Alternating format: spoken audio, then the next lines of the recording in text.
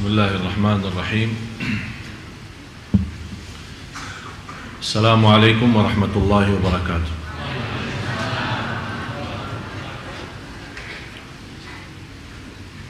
Alhamdulillahi rabbil alamin, wa ashhadu an la ilaha illallah wahdahu la sharika lahu waliyus salihin, wa ashhadu anna sayyidana wa nabiyyana Muhammadan abdullahi wa rasuluhus sadiqul amin.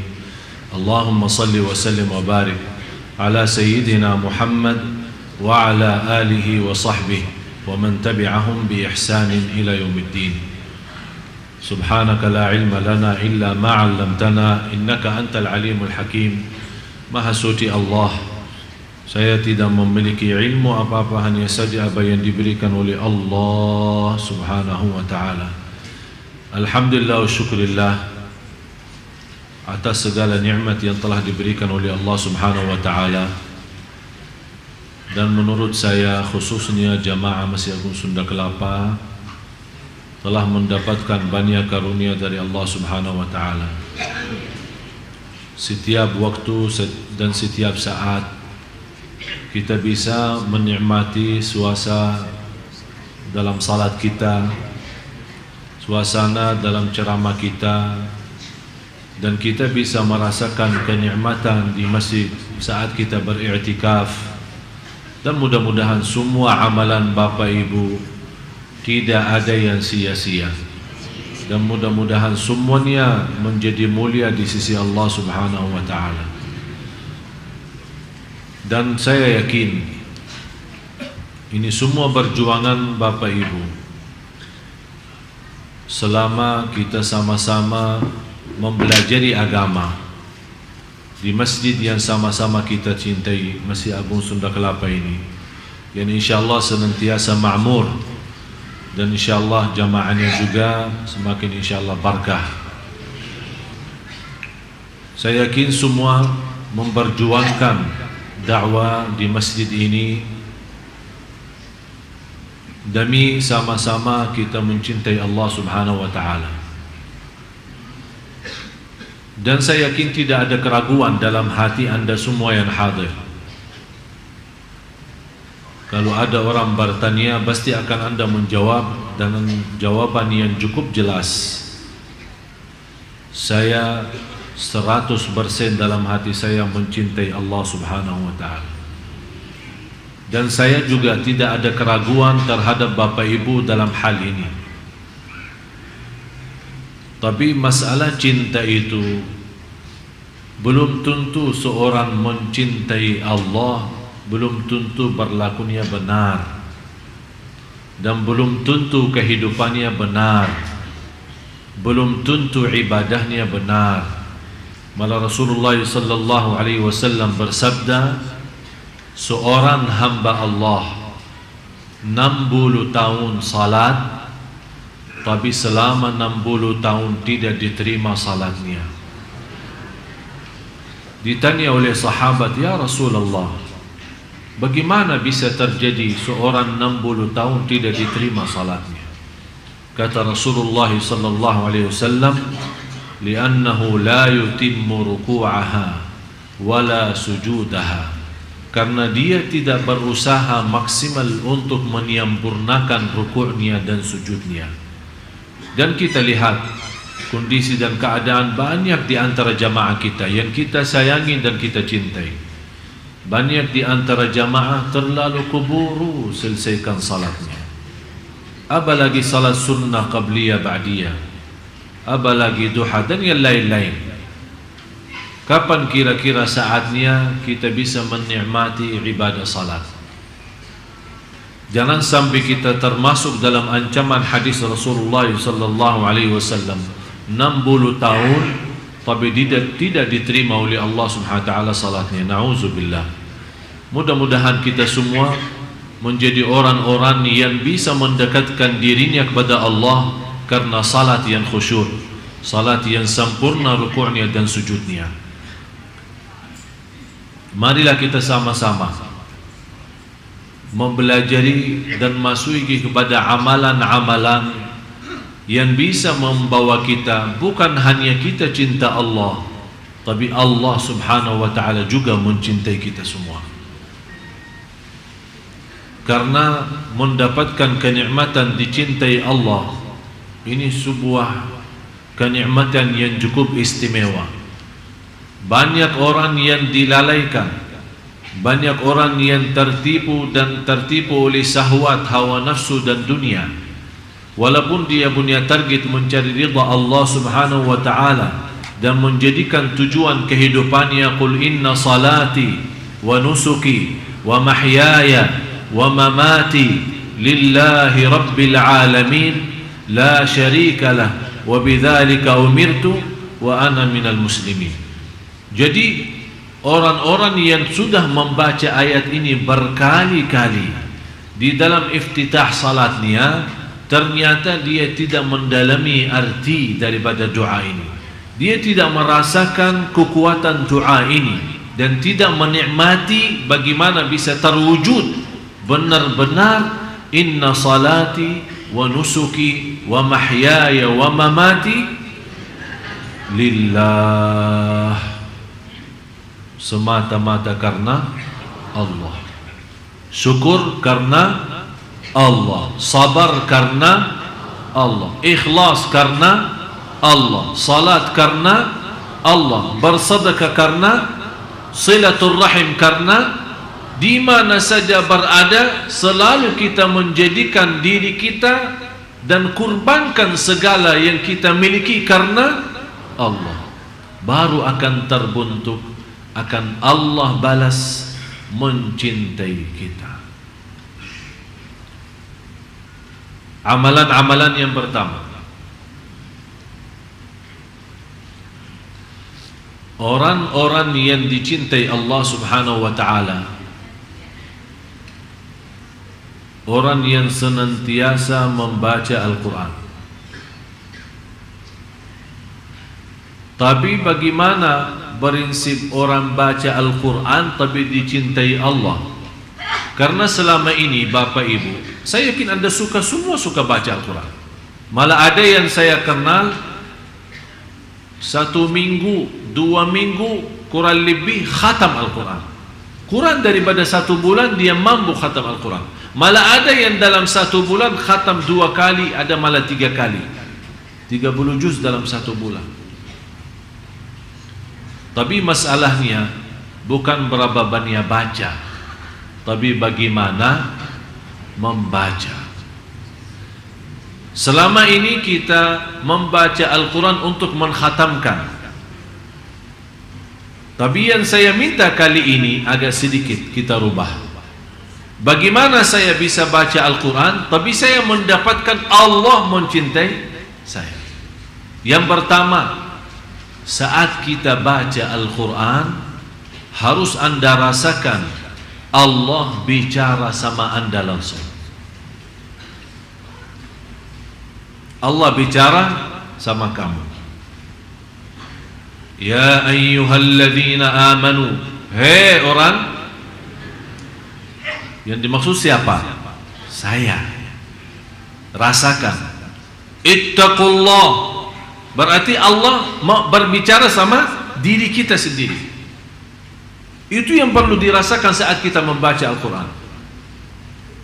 Dan kita selama membaca Al-Quran, kita merasa, kata ulama, kalau mau berbicara sama Allah Subhanahu wa ta'ala, salat. Tapi kalau Anda mau mendengar Allah berbicara, baca Quran. Kalau Anda mau mendengar Allah yang berbicara, baca. Karena ini Al-Quran kalam Allah. Kalam Allah langsung.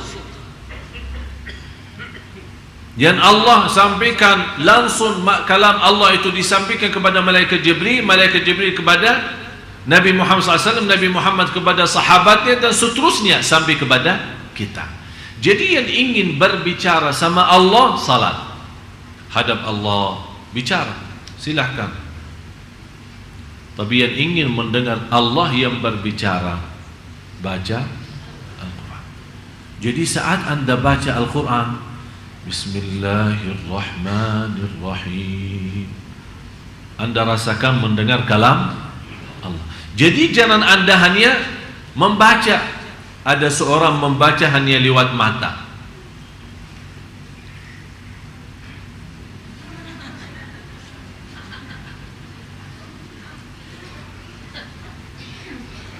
Tidak akan bisa rasa. Kenapa? Apa manfaatnya suara? Suara agar didengar oleh. Kenapa didengar oleh telinga sendiri? Kalau ada syaitan mengganggu kita, lari. Dia tidak bisa, karena ada suara keluar. Syaitan terganggu. Bukan syaitan yang mengganggu, malah dia yang terganggu. Berarti akan melarikan syaitan dari suara bacaan kita. Kalau sudah syaitan lari, berarti kita akan mampu fokus dan lebih nikmat bacaan kita. Yang kedua, saat kita mendengar sendiri bacaan kita, rasakan Allah yang lagi menyampaikan bacaan itu lewat telinga kita. Karena telinga itu salah satu makhluk Allah. Ada seorang punya telinga tapi tidak bisa mendengar. Ada orang punya mata tapi tidak bisa melihat. Jadi masalahnya bukan wujudnya mata atau wujudnya telinga, tapi masalahnya apakah dia berfungsi atau tidak, bisa menjadi berguna atau tidak. Bagaimana kita bisa mengaktifkan segala tubuh badan kita saat membaca? Begitu caranya. Yang pertama, Anda baca karena Allah lagi berbicara. Yang kedua, Anda membaca Al-Quran, semua berbicara itu yang dimaksud adalah diri kita. Yang ketiga, itu yang terindah dalam bacaan Al-Quran, setiap kita baca ada rasa saya tidak mau berhenti, karena saya lagi nikmati dan merindukan mendengar kalam Allah, mendengar bicaraan Allah sama saya. Jadi begitu Anda baca, jangan Anda punya bayangan dan fikiran kapan mau selesai. Malah justru yang Anda harus rasakan, saya tidak mau selesai, saya mau terus lazat, saya mau nikmat, karena Allah lagi bicara sama saya. Sudah faham 3 poin ini? Itu namanya membaca Al-Quran. Dan 3 hal ini baru akan Allah mencintai kita. Yang kedua, selalu mengingat Allah Subhanahu wa ta'ala. Maksudnya mengingat Allah bagaimana? Zikir kan? Tapi zikir yang macam mana? Dia seperti apa? Saya yakin Anda semua suka tahlil, suka bertasbih,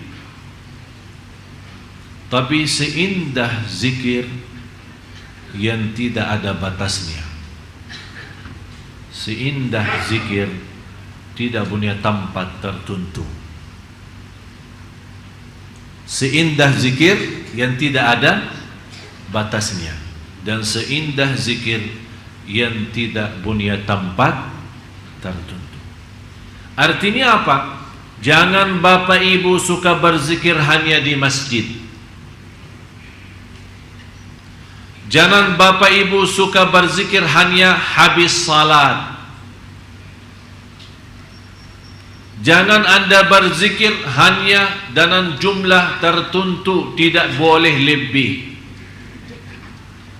Malah justru bebas, tidak usah batasi. Ya ayyuhalladzina amanu uzkurullaha dzikran. Apa artinya katsira? Sebanyak-banyaknya. Kenapa kita disuruh berbanyak zikir? Supaya mengeluarkan diri dari golongan orang munafik. Ternyata orang munafik juga berzikir. Innal munafiqina yukhadi'una Allah wa huwa khadi'uhum wa idza qamu ila as-salati qamu kusala yura'una an-nasa wa la yadhkuruna Allah illa qalila. Mereka kalau diajak salat malas, terpaksa karena malu sama kawannya masuk masjid, bukan karena Allah tapi malu. Yura'unan nas, riya. Sifat yang ketiga, wala yadhkuruna Allah illa, ternyata mereka juga berzikir.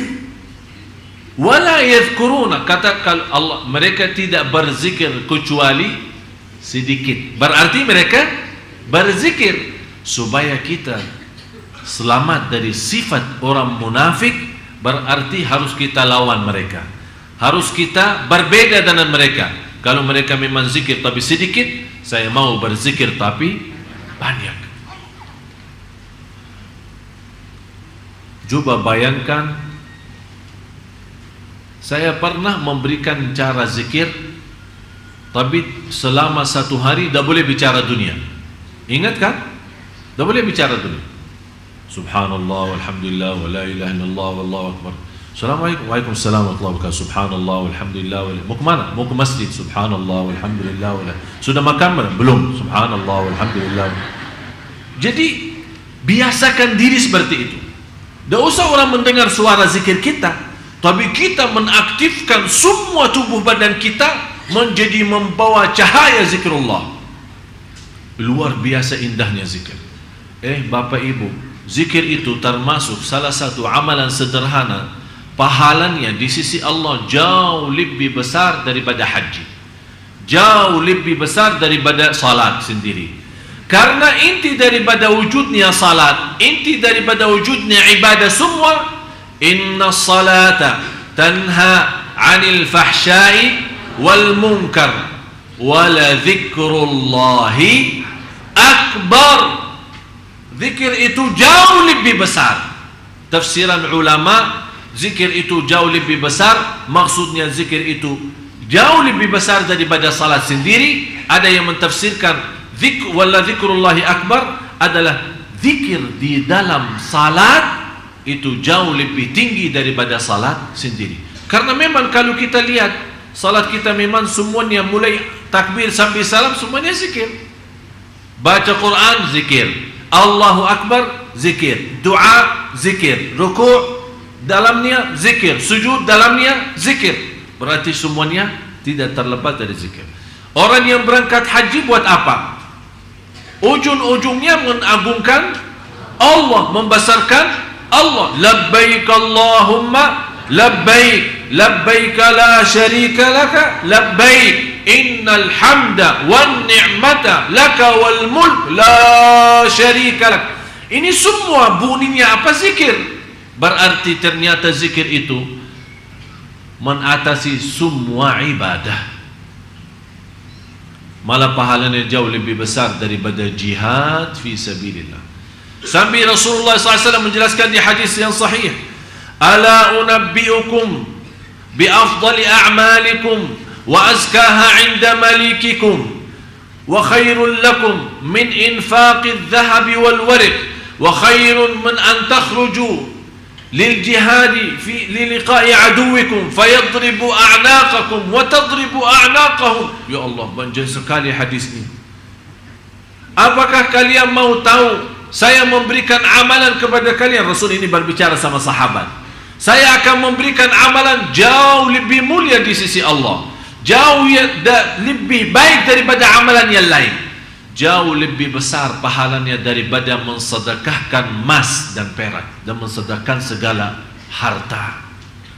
Jauh lebih besar daripada menghadapi musuh saat perang, mereka membunuh kita atau kita membunuh mereka. Kaget sahabat, ini jihad, jihad lawan musuh. Apa saja amalan yang jauh lebih tinggi daripada itu semua?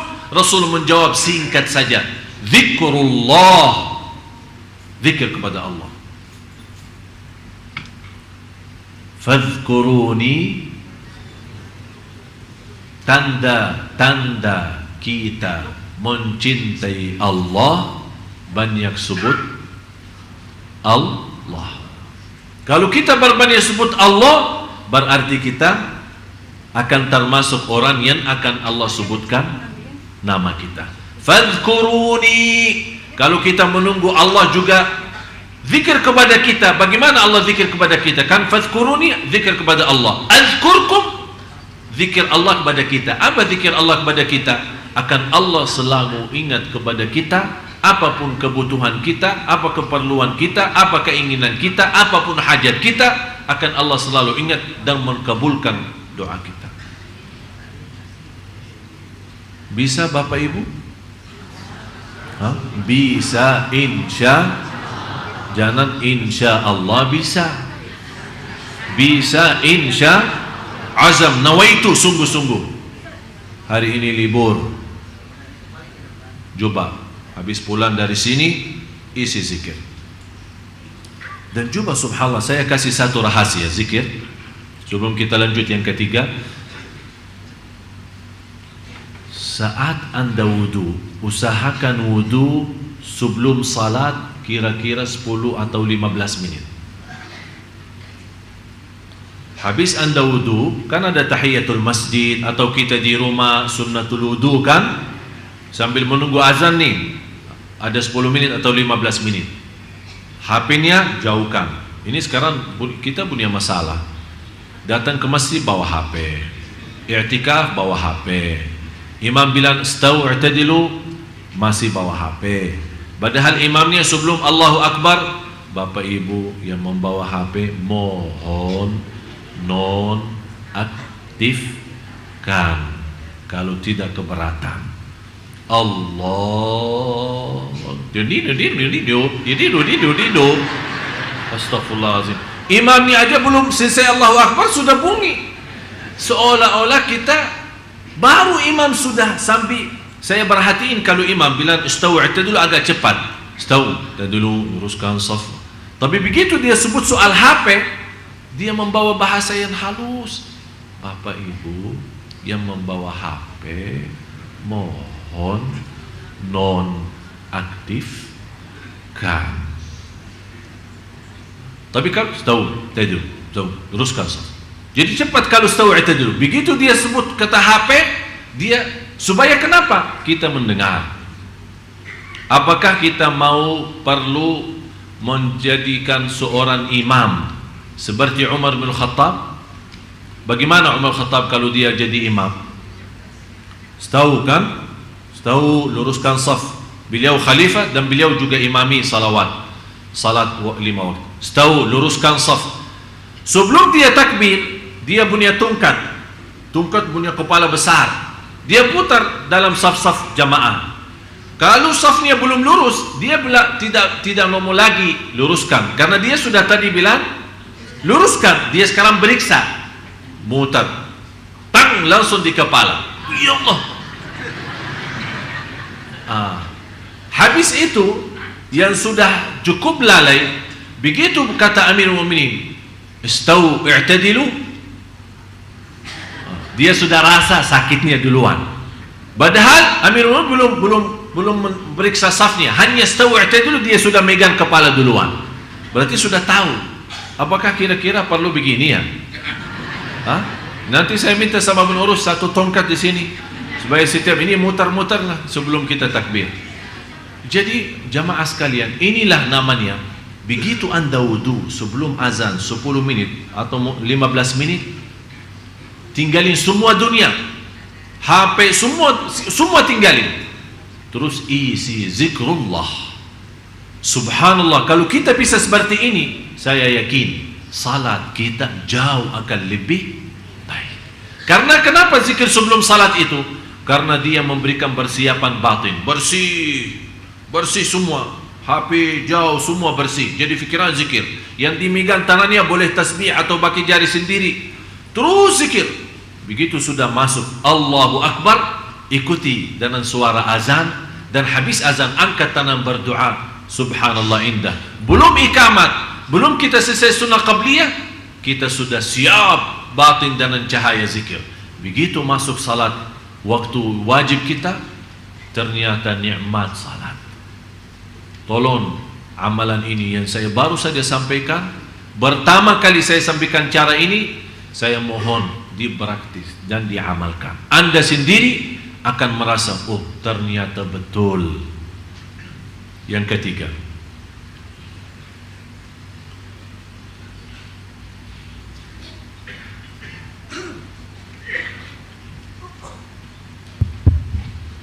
lebih mengutamakan untuk mencintai Allah Subhanahu wa Ta'ala daripada dirinya ketika hawa nafsunya menguasai dirinya. Yang paling berat kita mengutamakan Allah saat punya keinginan. Contoh, sudah alarm kan? Jam berapa alarmnya? Biasa ibu-ibu jam berapa alarmnya? Jam 3. Nah, sudah bunyi kan? Bunyi jam 3. Kita megang HP. Kita sudah megang kan? Sudah lihat. Terus matiin, off ya, alarmnya off, kita taruh. Di sini ada muncul dua hal. Pertama, mau nggak salat malam? Yang kedua, tidur aja. Jadi tidak ada tidur nggak ada. Tapi yang ada, mau salat malam nggak? Tidur aja. Ini yang kedua. Di sini supaya bagaimana kita bisa mencintai Allah, di sini ujiannya. Allah melihat kita sudah nawaitu dengan alarm jam 3 atau jam 2, berarti kita sudah ada niat kan? Ada niat. Tapi ini niat tidak cukup. Harus ada bukti. Begitu kita mendengar, kalau kita tidak mendengar sampai sudah ketiduran, tapi benar-benar tidak merasa, tidak mendengar, Allah Maha tahu kondisi dan keadaan kita. Tapi Allah tidak akan memberikan keistimewaan bagi orang. Begitu dia megang HP-nya, matiin, kemudian dia tidur, padahal ada bisikan, salat malam enggak? Tidur aja. Tapi dia mengutamakan tidurnya daripada itu, namanya tidak bakal dicintai Allah. Karena yang membuat kita bangkit dan bergerak untuk bisa salat malam, di sini kan ada katanya bisa menguasai nafsu, melawan hawa nafsu.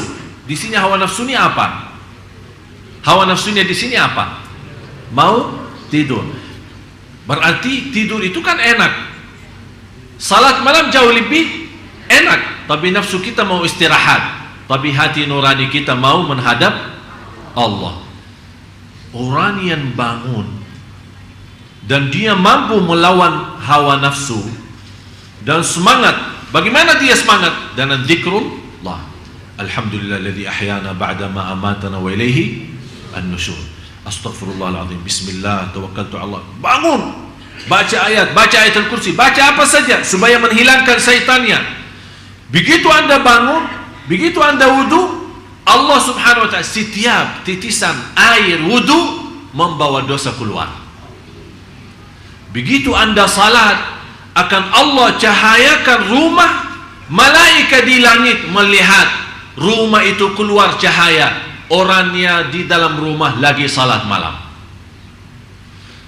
Kalau kita sudah menjadi kebiasaan, ketika satu malam kita memang sakit, sudah alarm, sudah mau bangun, tapi sakit betul. Ternyata begitu kita bangun tapi tidak kuat. Malaikat melihat, ini rumah biasanya ada cahaya keluar. Kok ini malam tidak keluar cahayanya? Turun salah satu malaikat mau ambil berita, ini ada apa? Begitu mereka turun, salah satu malaikat, oh orangnya lagi sakit. Naik lagi, dia sampaikan kepada malaikat. Orangnya lagi, semua malaikat di langit rapat mendoakan, ya Allah sembuhkan. Subhanallah. Berarti malaikat sendiri menhayati cahaya salat malam kita. Sebagaimana kalau kita keluar malam, kita kadang-kadang melihat langitnya terang, kan? Itu katanya cahaya dari langit turun. Tapi kapan bisa cahaya dari bumi naik?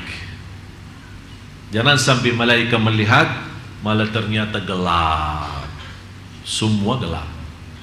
Karena cahaya yang bisa tembus ke langit bukan lampu PLN ya, bukan listrik ya, Tapi yang bisa tembus ke atas adalah semua cahaya nurani kalbu kita saat kita lagi salat malam.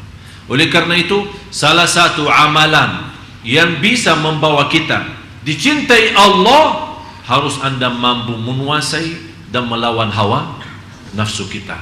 Terutama saat merasa nafsu kita ingin sesuatu duniawi, ingin istirahat, ingin tidur, ingin mencari rizki tapi yang haram, tidak mau membedakan halal haram, tapi di situ kita lawan karena nafsu kita, mohon maaf, jiwa kita itu kan istilahnya mau yang enak-enak saja, tidak mau capek, yang enak-enak saja. Tapi begitu kita lawan, bukan yang enak diri saya, tapi yang enak Allah. Apa yang dienak Allah, apa yang disenang oleh Allah, apa yang diridai oleh Allah. Di situ kita selalu menanamkan dalam jiwa kita adalah kekuasaan hanya di tangan Allah. Jangan sampai memberikan nafsu kita yang memiliki kekuasaan. Di situ kita lama-lama akan memiliki hati yang sudah rusak. Begitu kita mau perbaiki, susah memperbaikinya. Yang keempat,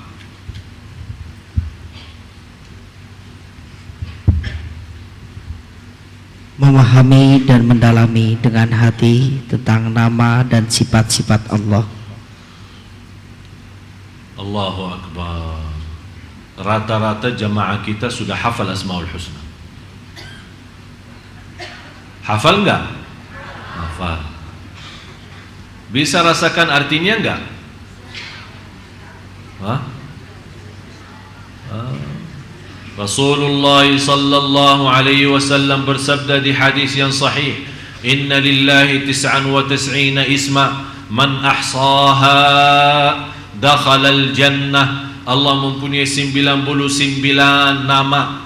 Barang siapa yang menguasinya, yang menghafalnya, yang menamalkan isinya, yang mempelajarinya, yang mendalaminya, itu kata ahsaha. Jadi termasuk di dalamnya menghafal, menamalkan, memahami, menhayati, merasakan, menikmati, merasa lazat saat sebut nama-nama Allah yang namanya Asmaul Husna. Dan bisa lewat Asmaul Husna kita memohon kepada Allah Subhanahu wa ta'ala.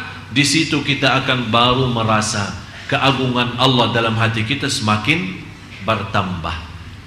Sayang kita sama Allah semakin tinggi, cintaan kita semakin mulia. Begitu juga saat kita berdoa kepada Allah lewat Asmaul Husna, perhatiin, Ar-Rahman irhamni, Razzaq urzuqni, Ghafar ighfirli. Jadi kita saat kita saking sudah memahami, jangan Anda berkata, Ya Rahman urzuqni. Oh ya Rahman urzuqni, Ya Razzaq urzuqni, Ya Karim muliakan, Ya Ghafur ampuni, Ya Rahman rahmati. Jadi Anda sudah memiliki pemahaman Asmaul Husna sampai Anda bisa meminta dengan Asmaul Husna sesuai arti dan makna. Faham Bapak Ibu? Itu namanya. Barang siapa yang mampu menghafal, memahami, menhayati, dan sampai dia bisa berdoa kepada Allah lewat Asmaul Husna, kata Rasulullah dijanjikan akan masuk surga Allah Subhanahu wa ta'ala. Jadi mulai dari hari ini, kalau kita baca Asmaul Husna, lebih baik setiap hari kita bawa satu nama, tapi kita bisa mengerti apa isinya dan apa dalamnya. Faham Bapak Ibu? Yang kelima, kepasrahan hati di hadapan Allah Subhanahu wa ta'ala. Bagaimana pasrah hati? Maksudnya keluarin hati dari dada kita terus kasih ke Allah. Apa itu pasrah hati? Hah? Intinya begini, dalam ibadah, dalam mencari rezeki, saat kita makan, saat kita tidur, saat kita jalan menuju ke masjid, saat kita berjalan mencari nafkah, saat kita di mana saja berada, hati kita selalu merasa tidak punya upaya dan tidak punya daya untuk melaksanakan sesuatu kecuali dengan Allah. Terwujud benar-benar la haula wala quwata illa billah. Dan pasrah yang tertinggi adalah pasrah kalbu. Istilah lain, tawakal yang tertinggi tawakal kalbu. Maksudnya apa tawakal kalbu? Saat kita keluar rumah, doanya apa? Bismillah, tawakkaltu ala Allah, la haula wala quwata illa billah. Ini ucapan cukup tinggi, ucapan cukup sempurna. Tinggal apa? Ucapan lidah sudah baik, tinggal hati. Jangan sampai pas kita keluar rumah, Bismillah, tawakkaltu ala Allah, la haula wala quwata illa billah, tapi di dalam hati masih merasa, alhamdulillah saya sehat, masih muda, saya bisa berlaku sesuatu. Ini bicara sama siapa? Sama hati. Yang seharusnya memantapkan ucapan ini, Bismillah, tawakkaltu ala Allah, la haula wala quwata illa billah, bukan hanya lidah yang mengucapkan, tapi hati juga ikut mengucapkannya. Pasrah total lahir batin, Allah segalanya, kun fayakun. Begitu Anda keluar membawa doa keluar rumah, Anda merasa, ya Allah, memang saya sudah berikhtiar berdoa, tapi segalanya di tangan-Mu ya Allah. Pasrah. Dan yakin, saya kemana saja pergi, akan Allah menjadikan hati saya hari ini buas. Buas iman, mendapat rezeki dan kecukupan, dan senantiasa diterima segala amal dan perjuangan. Yang keenam, melihat kebaikan dan nikmatnya baik yang lahir maupun yang batin. Salah satu yang bisa Anda mendapatkan dicintai Allah, harus Anda selalu mengingat nikmat Allah. Fikirkan nikmat-nikmat Allah kepada kita. Wa amma bi ni'mati rabbika fahaddits. Yang kita selalu lupa, kita sibuk mensyukuri nikmat, tapi lupa mensyukuri yang memberikan nikmat.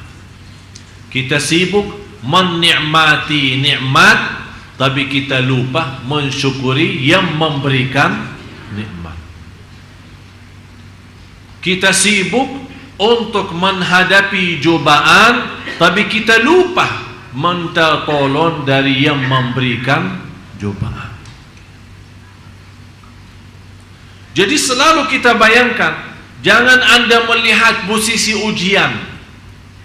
Kenapa manusia dinamakan dalam Al-Quran, innal insana ladzalumun kafar, wa in ta'uddu ni'matallahi la tuhsuha, innal insana ladzalumun kafar. Sungguh manusia amat zalim dan amat kafir.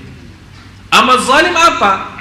Dia menggunakan nikmat yang telah diberikan oleh Allah yang tidak mampu dihitung.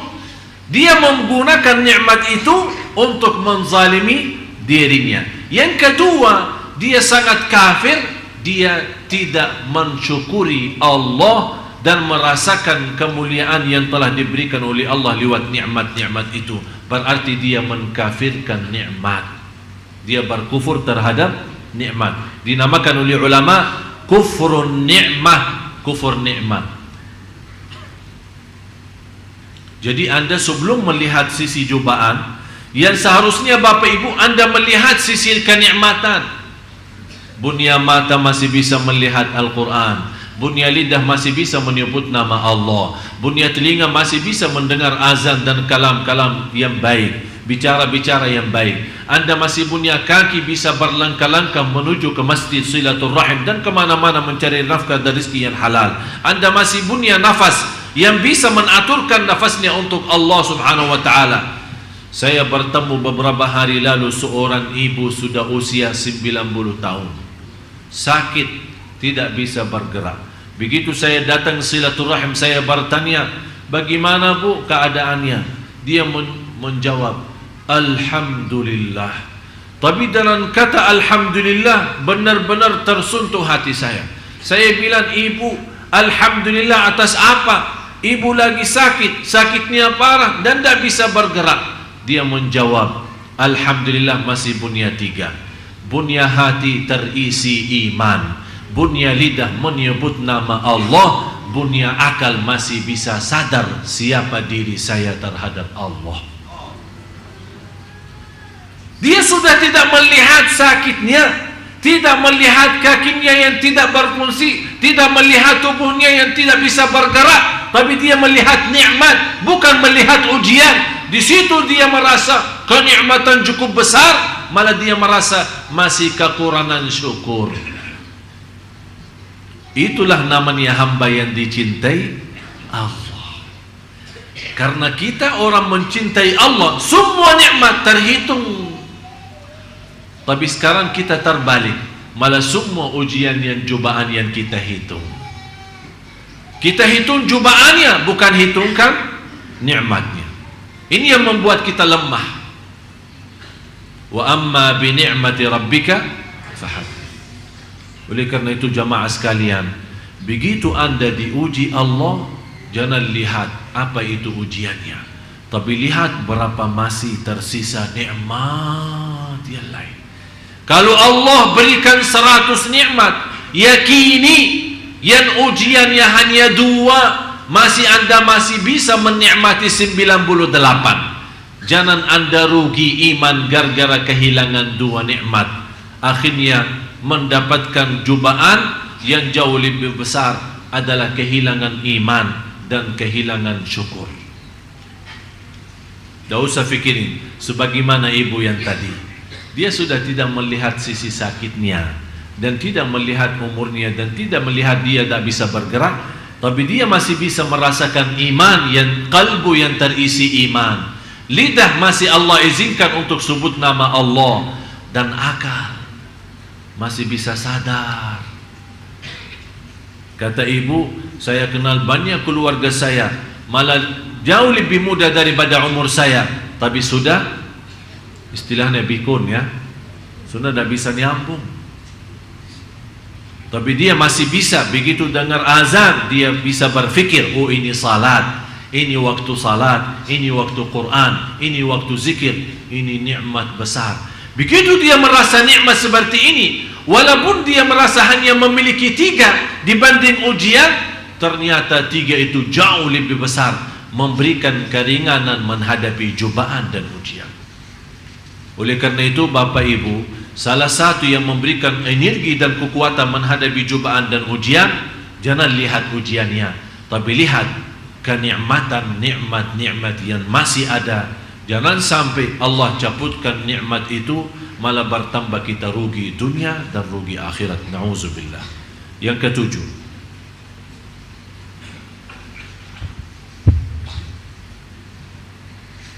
merasakan kehinaan dan kerendahan hati di hadapan Allah. Yang ke-7, subhanallah, kira-kira bisa kita merasakan saat kita lagi salat atau saat kita lagi doa, benar-benar merasa hina diri enggak? Maksudnya hina diri di sini apa? Kita saat salat dan saat doa, kita melemparkan diri kepada Allah, buang diri kepada Allah. Kita tunjukkan kepada Allah, ya Allah, saya tidak punya Tuhan selain Engkau ya Allah. Biar saya punya kekayaan, tapi ya Allah saya miskin, masih nol dengan kekayaan-Mu ya Allah. Saya Allah butuh segala sesuatu dari-Mu, butuh rahmat-Mu, ampunan-Mu, pimpinan-Mu, petunjuk-Mu ya Allah. Kita selalu saat doa dan saat salat merasakan kita hamba yang terhina, yang tidak bisa apa-apa, yang tidak punya arti, yang tidak punya nilai, karena semuanya hanya Allah, milik Allah, kembali pada Allah, inna lillah wa inna ilaihi raji'un. Apalagi saat kita salat, ternyata ada hikmahnya, disuruh berdiri kemudian tunduk kepala ke bawah. Jangan salat seperti orang sombong, malah matanya ke atas. Ya seolah-olah Allahu Akbar, dia bicara sama Allah, mau apa? Dia tidak berkata mau apa, tapi sikap salatnya seperti itu. Tapi yang saya harapkan, begitu Anda salat, menundukkan kepala ke bawah, biar Allah berkata, ada apa? Kamu mau apa? Biar Allah yang memberikan pertanyaan itu, kita merasakan saat kita salat, kita lagi berbicara sama Allah. Nikmat. Kalau kita lagi diberikan kesempatan bertemu dengan Bapak Presiden dan protokolnya memberikan kesempatan hanya 15 menit,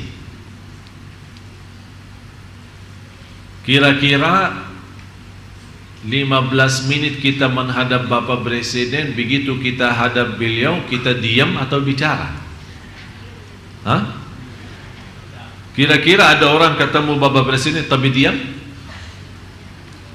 Dia begitu mendapatkan kesempatan dan dia merasa Bapak Presiden ini bisa menyelesaikan hajat saya, bisa membantu urusan-urusan saya yang belum bisa kelar karena kepala negara. Berarti kita begitu sampai, barangkali kita tidak memberikan kesempatan dia berbicara. Kita aja yang bicara. Pak ini kan dia, Pak ini, Pak ini, Pak ini, Pak ini, Pak ini, Pak. Ujungnya dia bilang insyaallah. Siap. Dibantu. Begitu dia menjawab dibantu, kita langsung percaya. Alhamdulillah. Betul Pak? Betul, dibantu. Jangan khawatir. Kenapa kita bisa memiliki keyakinan?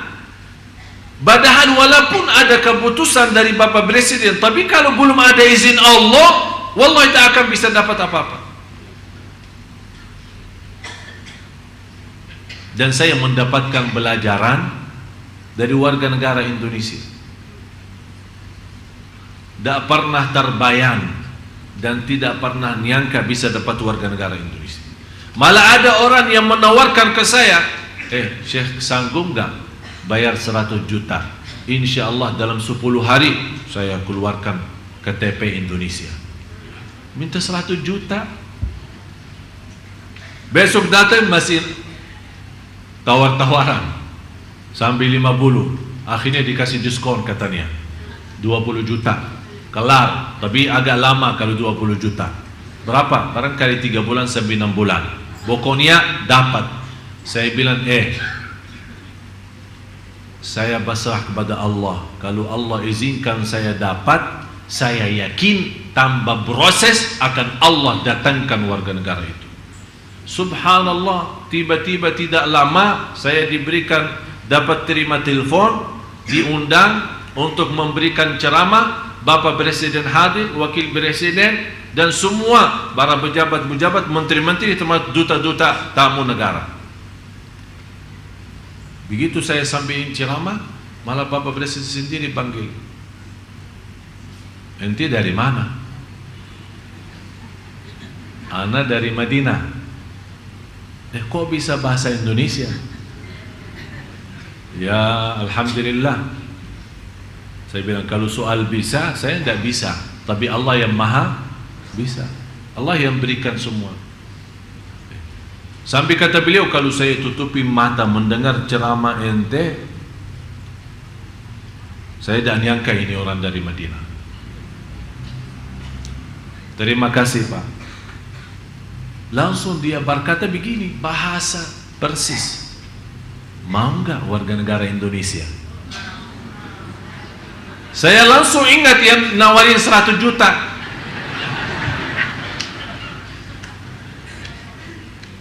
Sambil saya berkata, gratis Pak ya? Gratis. Sekarang saya perintahkan, Anda berkenan enggak? Saya bilang, terima kasih, penghargaan bagi saya Pak. Kita pemain bola aja sudah kita kasih warga negara, sampai sekarang tidak dapat juara. Udahlah, mudah-mudahan dan kita membaga buatmu mendapatkan warga negara, insya Allah bisa membawa masyarakat Indonesia menjadi makmur. Begitu bahasa beliau. Langsung belum saya berhenti mau pulang, langsung dipanggil Pak Menteri Hukum dan HAM. Segera bantu Tuan Syekh Ali. Begitu bahasa beliau. 8 hari persis ditelepon, saya masih di luar negeri. Segera, ini Pak Menteri sendiri yang telepon, suruh datang menghadap beliau. Begitu saya pulang dari Malaysia ketemu beliau, tak sampai 15 menit, tehnya belum selesai minum teh. Langsung kelar surat, ditandatangan sama Pak Menteri, ini ada perintah daripada presiden saya untuk memberikan warga negara. Saya ingat kata ini yang ketujuh. Saya merasa saat berdoa kepada Allah Subhanahu wa taala, ya Allah, kalau memang Anda punya rencana untuk saya di Indonesia, ya Allah, saya tidak punya upaya dan daya, malah saya merindukan Madinah daripada Indonesia. Tapi Allah, saya milih aturan Allah, saya milih bantuan Allah, saya milih dan mengutamakan apa yang Allah berikan, saya terima.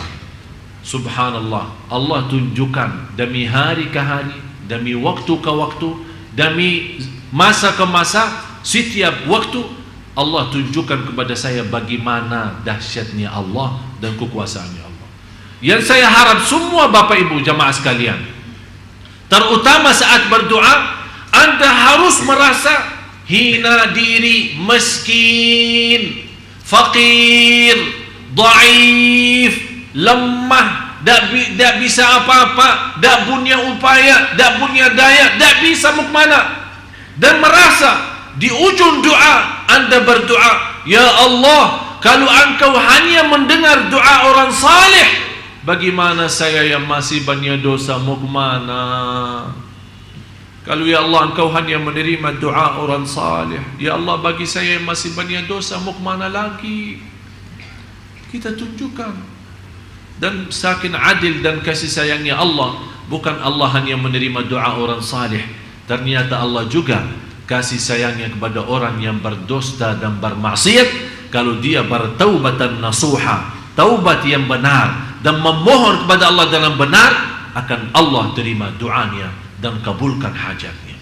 Buktinya, setiap hari kita berdoa dan setiap hari Allah berikan nikmat, kita lupa mensyukurinya. Ini sebenarnya salah satu cara Allah menambahkan nikmat kepada kita, tapi kita tidak sadari, berarti Allah sudah menerima doa kita, tapi kita belum sadar nikmat yang kita minta belum kita dapat. Oleh karena itu, periksa diri kembali. Harus kita merasa diri miskin sama Allah. Ya ayyuhan nas, antumul fuqara'u ilallah. Manusia, semuanya dalam keadaan miskin kepada Allah. Yang ke-8,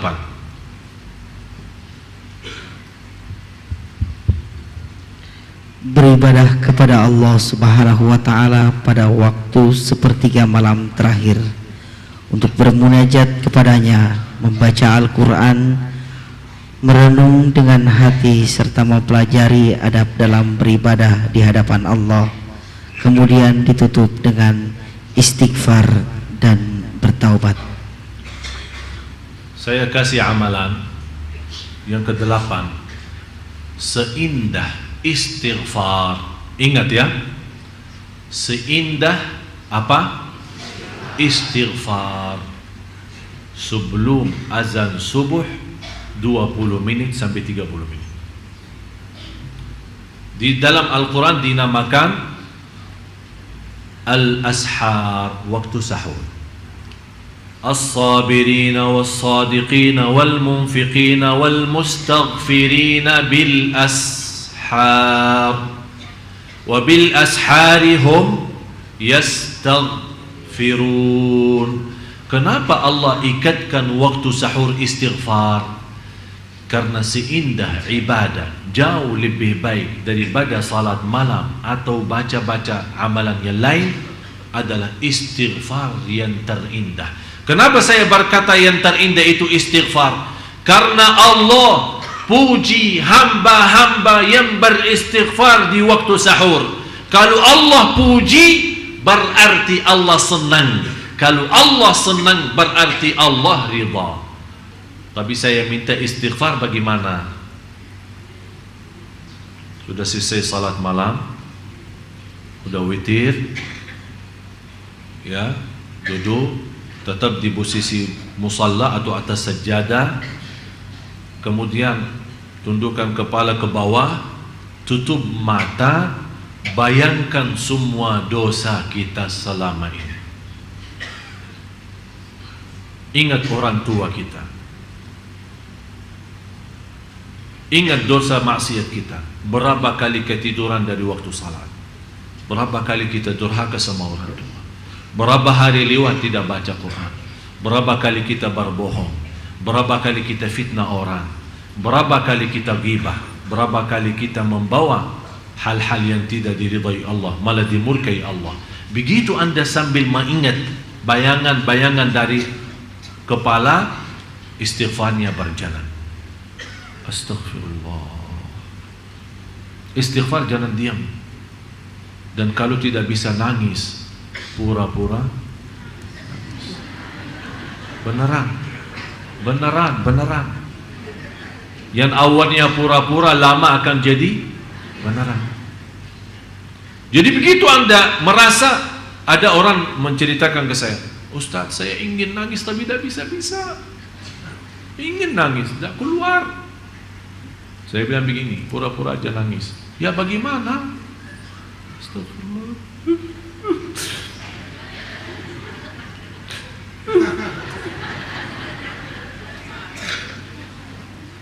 Belum keluar air mata,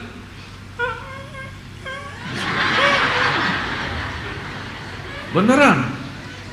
Ini salah satu ikhtiar kita. Karena kenapa kita berusaha mau keluarin air mata? Karena air mata itu adalah obat sikat kalbu. Tahu kalau baju lagi, kadang-kadang kalau masukin mesin cuci tidak bersih kan?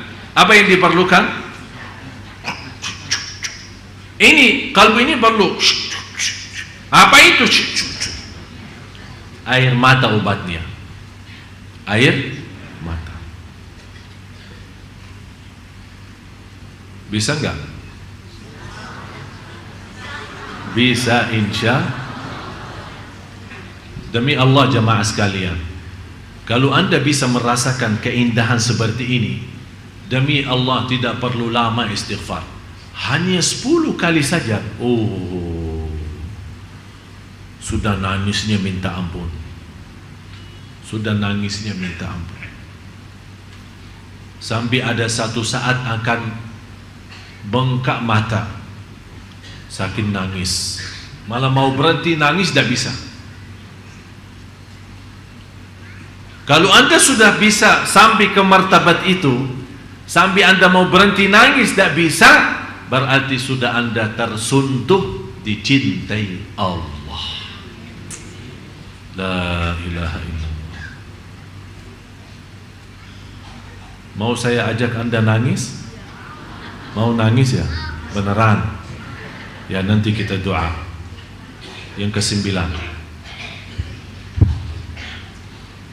berkumpul bersama dengan orang-orang yang mencintai Allah Subhanahu wa Ta'ala secara jujur, memetik perkataan-perkataan yang baik dari mereka, serta tidak berbicara kecuali meyakini adanya kebaikan ketika berbicara, yang diketahui akan menambah kebaikan keadaanmu dan bermanfaat untuk orang lain. Berkumpullah sama orang-orang saleh. Bapak ibu semua yang hadir, terutama ibu-ibu, jangan sampai di antara ibu-ibu dan bapak-bapak tidak punya kawan orang saleh. Maksudnya orang saleh apa?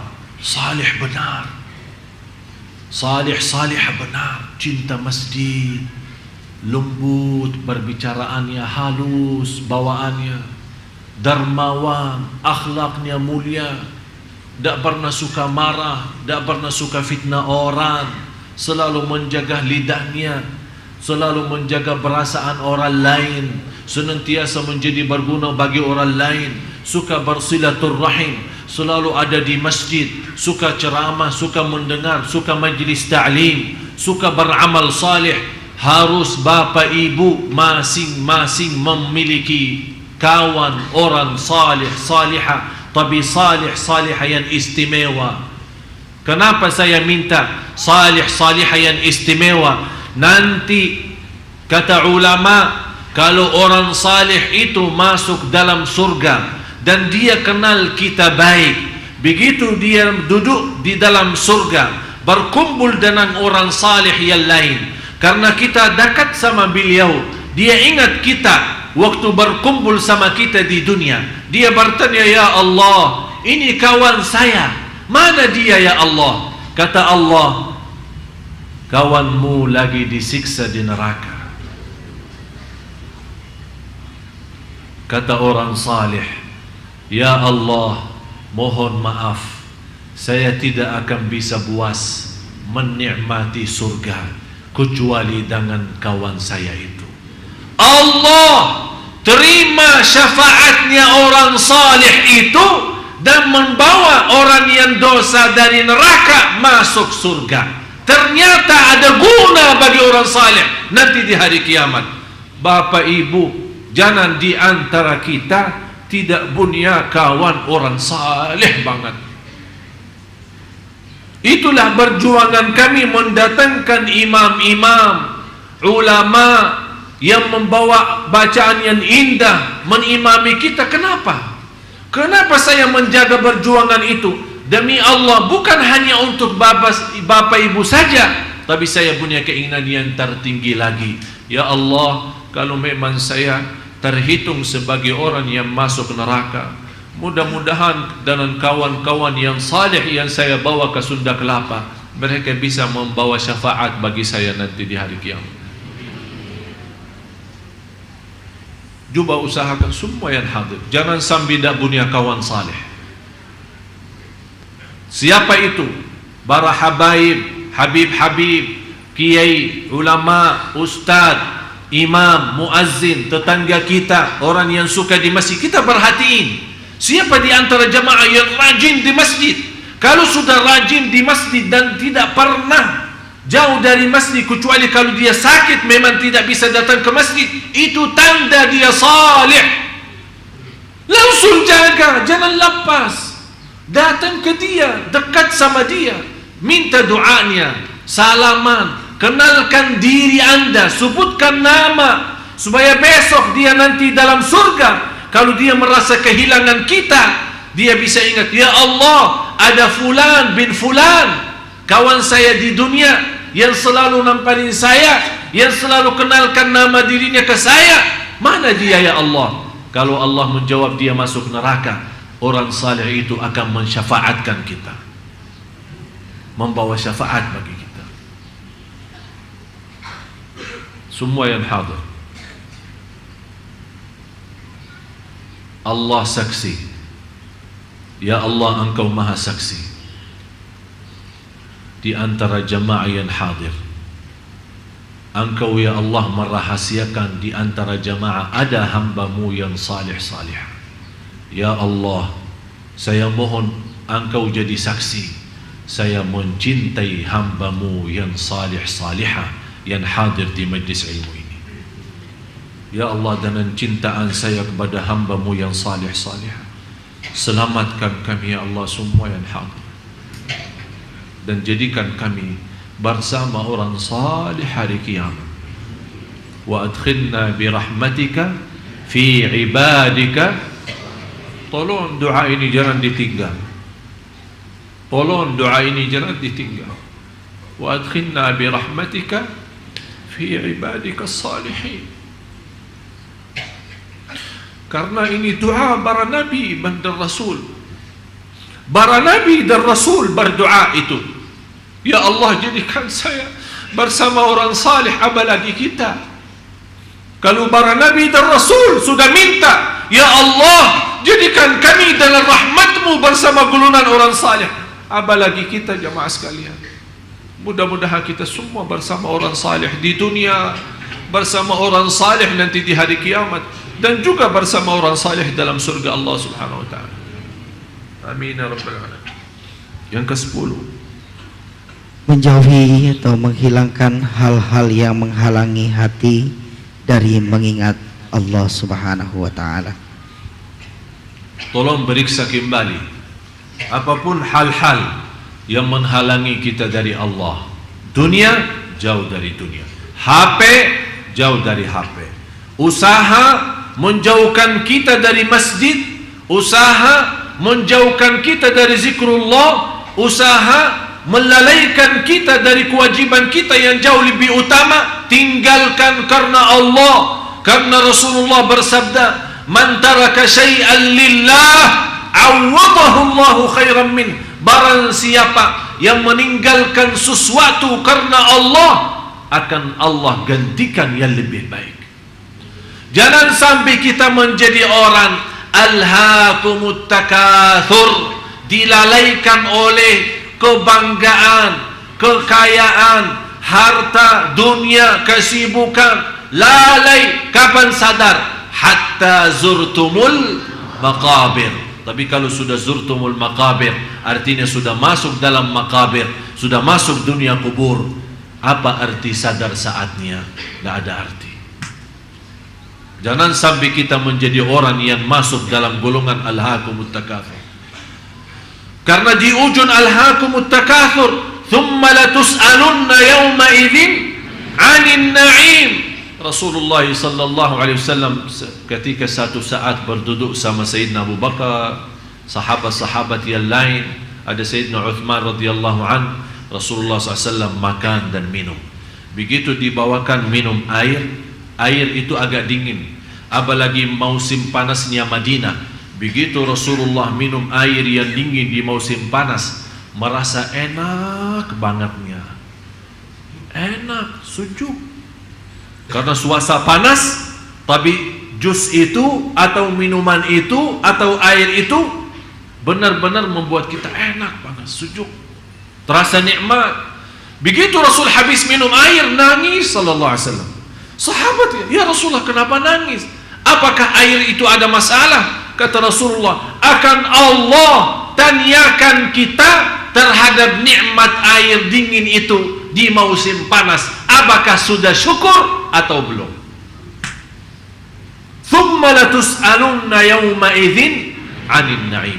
Itu yang akan ditanyakan oleh Allah. Coba periksa di rumah kita, macam-macam makanan sampai kita bingung mau bawa kemana, akan ditanyakan oleh Allah. Minuman apa lagi?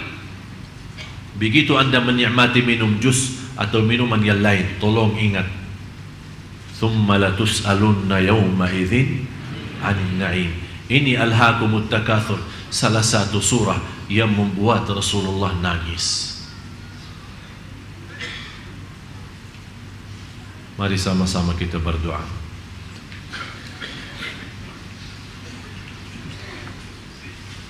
Mudah-mudahan dengan 10 amalan yang saya sampaikan bisa membuka hati kita semua agar senantiasa menjadi hamba Allah yang mencintai Allah dan Allah mencintai kita.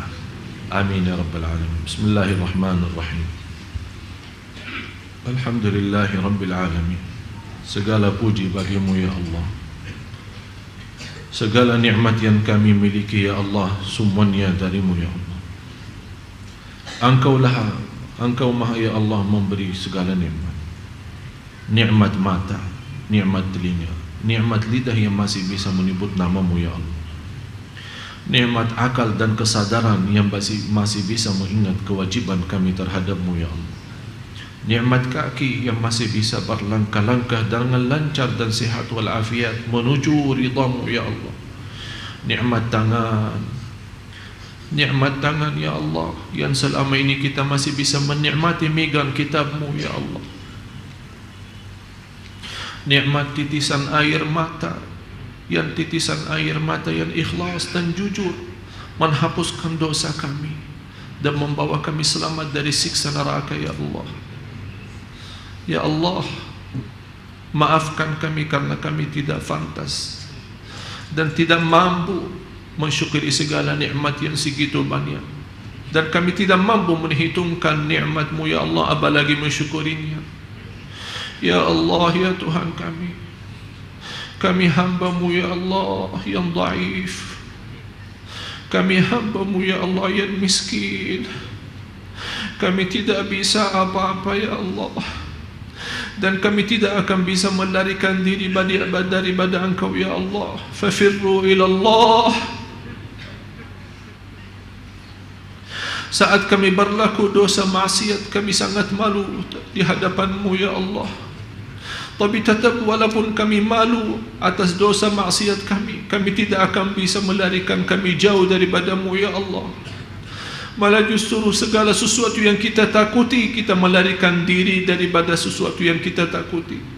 Tapi kalau ya Allah kami merasa takut kepada-Mu ya Allah, kami akan melarikan diri kami kepada-Mu ya Allah.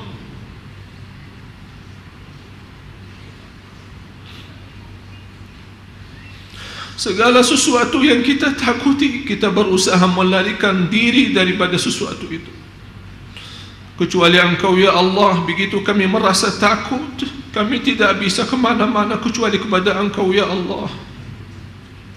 Ya Allah, kami datang kepada-Mu ya Allah dalam penuh harapan, dengan hati yang terisi iman dan taqwa, dengan kekhusyuan dan kerindahan, dengan kemiskinan dan kehinaan. Ya Allah, kami datang kepada Engkau ya Allah membawa segala dosa maksiat, membawa dosa besar dan dosa kecil, tapi kami sangat mengharapkan ampunan-Mu ya Allah.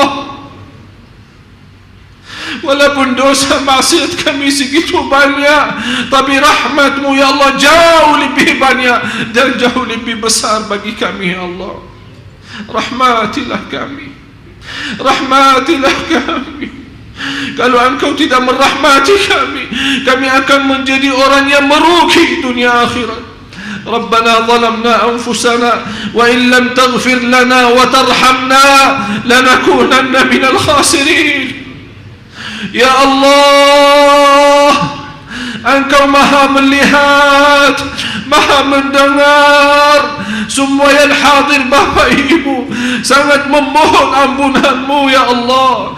Ya Allah, aku mohon dengan nama-Mu yang agung dan mulia untuk semua yang hadir keluar dari Masjid Sunda Kelapa ini di pagi hari ini, sudah dihapus segala dosanya ya Allah. Disucikan hatinya ya Allah, dibersihkan jiwanya ya Allah, diterima segala amal ibadahnya ya Allah. Aku mohon ya Allah, tidak ada di antara bapak ibu yang kecewa saat ini ya Allah. Malah ya Allah kami harap, ya Allah saya mengharapkan ya Allah untuk semua jamaah pulang masing-masing ke rumahnya membawa ridha-Mu ya Allah.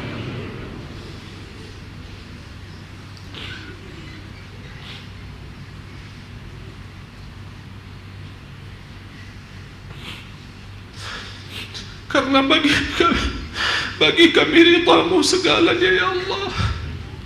Bagi kami ridha-Mu segalanya ya Allah. Kalau Engkau ridha ya Allah terhadap kami akan bahagia lahir batin ya Allah. Kami akan nikmat sisa umur kami karena Engkau ridha ya Allah. Ya Arhamar Rahimin, ya Allah, semua yang hadir telah mengangkat tangannya ya Allah dengan penuh harapan, segala kehinaan, kemudahan dan kekurangan. Ya Allah, kami mengangkat tangan kami kepada-Mu ya Allah. Kami mohon isi hati kami dan isi tangan kami dengan penuh rahmat dan ampunan dari-Mu ya Allah ya Dzal Jalal wal Ikram. Ya Allah, berilah kepada kami petunjuk pada jalan yang lurus. Hidupkanlah kami dalam keadaan iman, wafatkanlah kami dalam keadaan Islam. Lindungi anak keluarga kami dari segala bahaya. Jadikan anak cucu kami salih salihah, anak cucu kami menghafal Al-Quran, agar kami dipanggil oleh Allah duluan dalam keadaan bahagia, dalam keadaan husnul khatimah. Dan anak cucu kami setelah kami dipanggil duluan, anak cucu kami masih mau mendoakan kami. Ya Allah, Ya Arhamar Rahimin, Ya Allah, lindungilah lahir batin kami, agar kami bisa menjaga diri dari segala sesuatu yang menghalangi kami darimu. Ya Allah, Ya Allah, Ya Arhamar Rahimin, kuatkan kami lahir batin, cahayakan hati kami, sempurnakan ketakwaan kami, muliakan keyakinan kami. Bagaimana Engkau berikan kepada kami kemudahan sama-sama berkumpul di Masjid Agung Sunda Kelapa ini. Ya Allah, berilah kepada kami kemuliaan, sama-sama jumpa lagi di surga-Mu. Ya Allah, jadikan kami semua yang hadir bersama hamba-hamba-Mu yang salih-salih. Ya Allah, وادخلنا برحمتك في عبادك الصالحين. Walaupun kami ya Allah belum menjadi salih salihah, tapi kami harap dengan rasa cinta kami terhadap orang salih salihah, jadikan kami berkumpul dengan mereka. Ya Allah, sebagaimana kata Imam Syafi'i,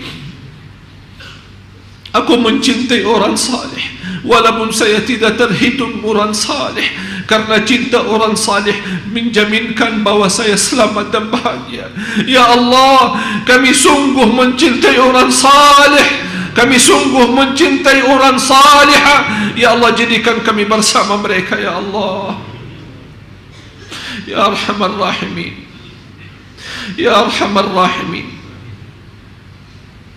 ampuni orang tua kami,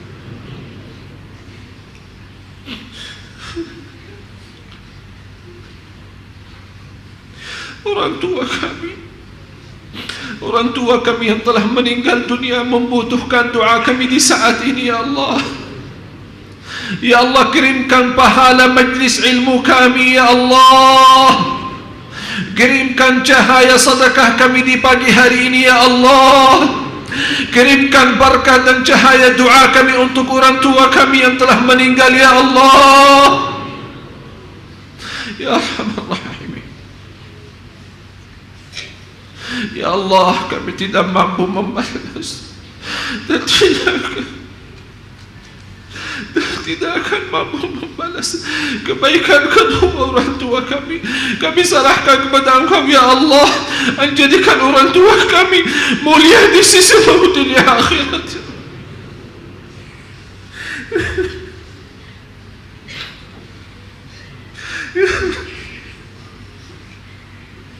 Ampuni durhaka kami terhadap orang tua kami.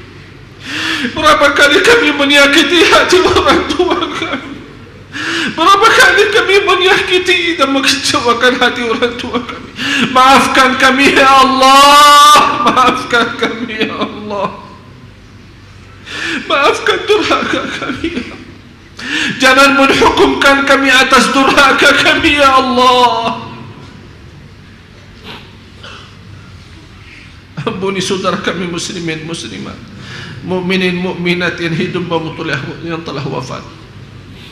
Ya Allah, segala amal ibadah dan perjuangan kami untuk Sunda Kelapa, untuk mendatangkan para imam-imam dan para salih, ya Allah, jadikan atas nama jamaah semua yang hadir menjadi sedekah jariah. Ya Allah, menjadi sedekah jariah. Ya Allah, menjadi sedekah jariah bagi semua yang hadir. Ya Allah,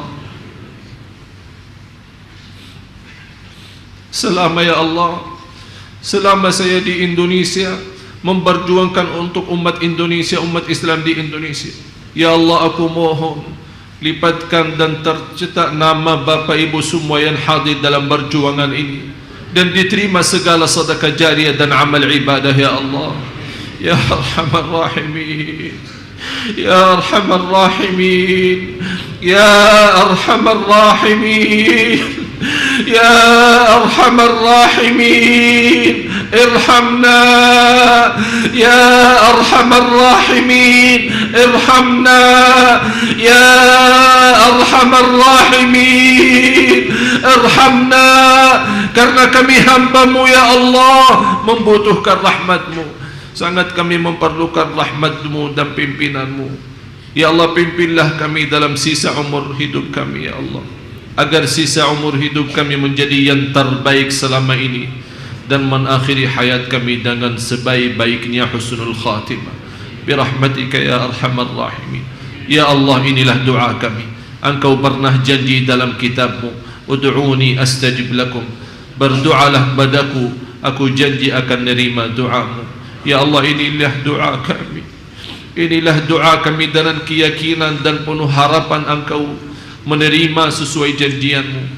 Inilah doa kami sesuai perintah-Mu dalam kitab-Mu. Ya Allah,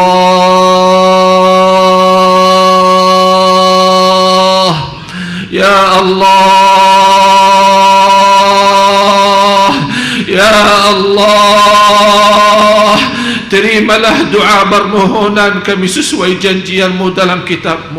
Innaka la tukhliful mi'ad, sungguh Engkau tidak pernah meningkari janjinya. ربنا تقبل منا إنك أنت السميع العليم وتب علينا إنك أنت التواب الرحيم.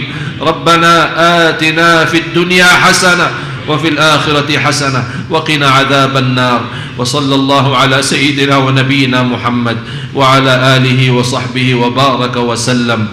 سبحان ربك رب العزة عما يصفون وسلام على المرسلين والحمد لله رب العالمين. Terima kasih Bapak Ibu.